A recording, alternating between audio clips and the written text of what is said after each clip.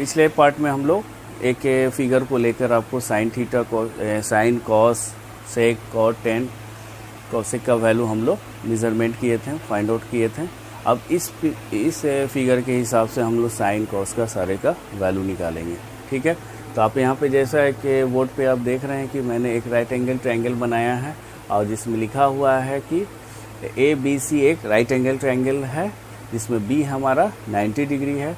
आपका angle A का कुछ वैल्यू होगा, यहाँ पर एंगल C का वैल्यू C दिखाया गया है, यानी एंगल B आपका 90 डिग्री है और एंगल C बराबर C है, उसका वैल्यू C दिया हुआ।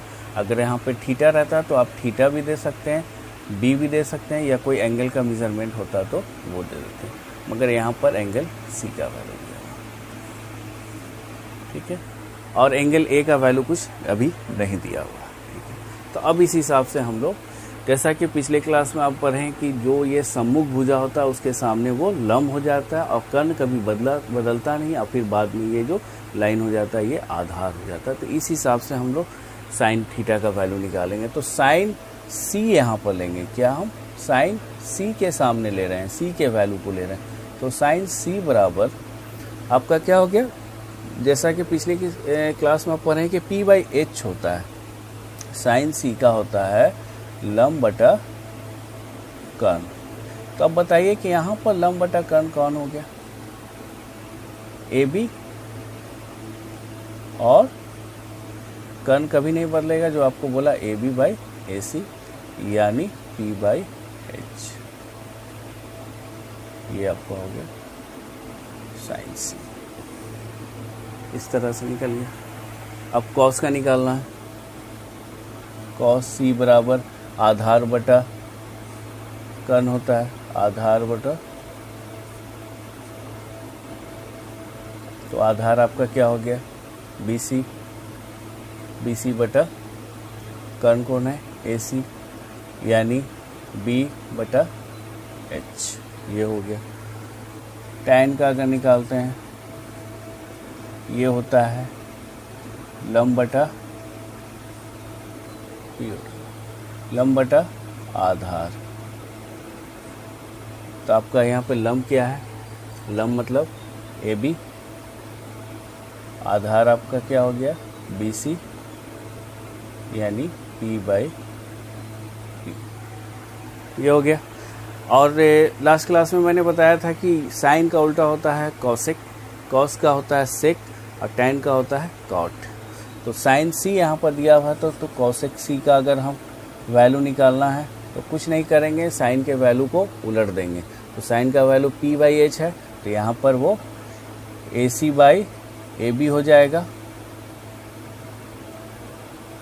AC/AB यानी H/P, ये आपका वैल्यू निकल गया।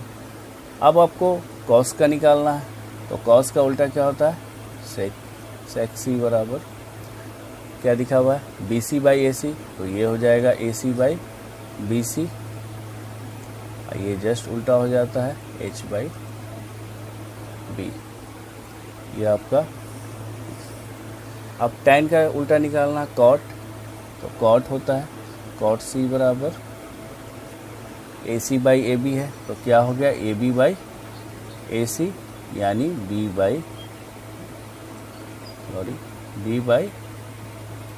ये आपका।